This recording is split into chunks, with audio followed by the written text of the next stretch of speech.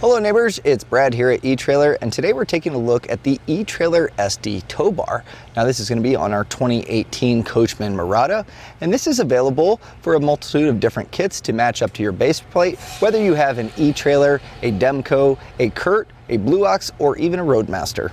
Now there's going to be 5 main components when it comes to flat towing a vehicle. First one is going to be the base plate, and that's what actually securely mounts to the frame or bumper support on the vehicle, creating a hookup point for your tow bar. It also has your safety chain loops integrated into it.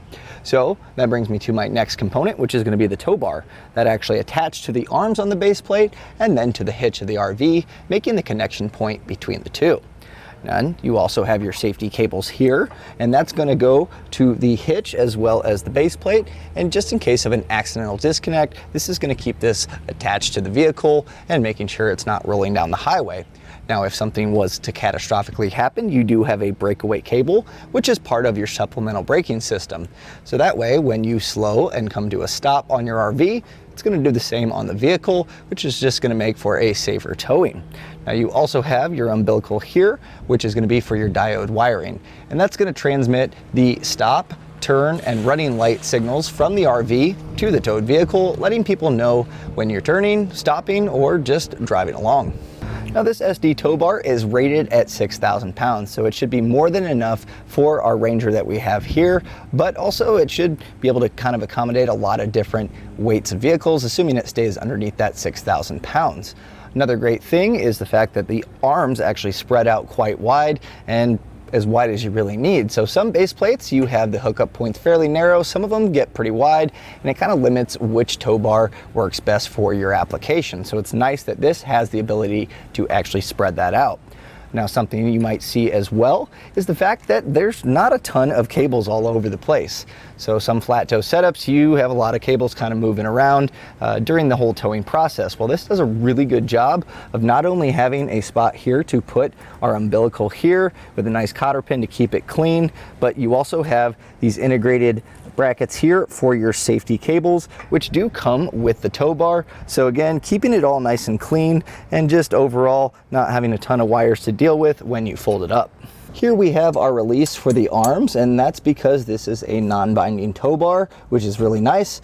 And if you're unsure of what that is some tow bars, when you get to unhook your vehicle, if you're not on level ground, you're actually having to fight to unlock this. It puts it in a binding position, while this one you don't have to worry about that. Even if you're on a slightly unlevel ground, you're not going to have to hammer this or get any special tools. You just simply push this down and it's going to release that pin, allowing you to draw those arms back. Now this is where you're going to see the difference between the 3 different kits of the SD. Right here we actually have the attachment for our Blue Ox here. So if you were to go to a Roadmaster, that's going to have a different arm attached, and it's going to have the hardware to make sure that you can hook up to the arms. So pretty much just swapping this out to attach to the base plate. But when you are ready to actually unhook it, pretty easy here. We have our pin. Just pull that out. This is all included, so you don't have to worry about getting those to hook this up. We can simply pull that out. We'll take our safety cables off. We will unplug our diode wiring, put our breakaway cable back on the vehicle here, unhook this side.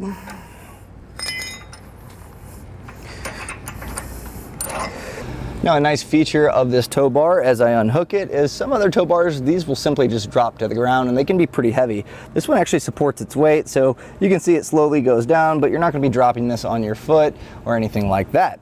So now that we have it all not attached, we're going to actually fold this up for you. And there's 3 different ways that it can actually be stored. So the first one here is actually spreading this wide. And you can see the pin here, it's going to lock into this little yellow bracket. And the way we do that, I'm simply going to just raise this up to get our pin kind of underneath that yellow, and then I can slide this over, and then that puts that in place. And then I can simply do the same thing on this side. So this is kind of our split configuration of storage. Now you can also store it to one side by simply just moving this here over. And you have that same yellow pin there. You may have to move this one out of the way, but once you have those in place, you can see it goes to the right side. And then if you want to store it to the left, it's going to be simply as easy as doing that again, just on the other side.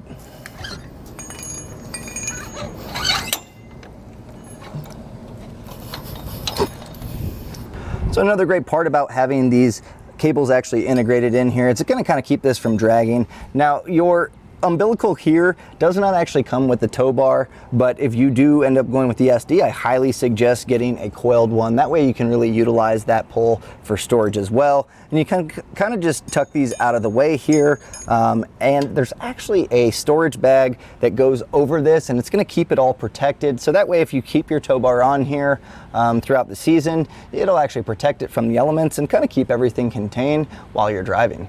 Now, something else, a nice added feature here is your included pin and clip. So that way you can actually attach this into your hitch. There's also 2 different mounting points, so you have a 2-inch difference. That way, if you want to extend it out a little bit or tuck it a little bit cleaner, depending on the back of your RV, you'll have that customized, length or how far it extends.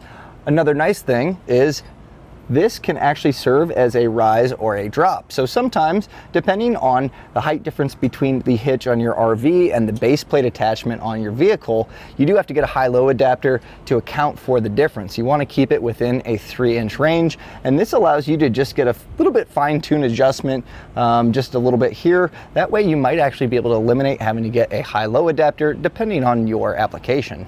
And that was a look at the Etrailer SD tow bar on a 2018 Coachmen Mirada.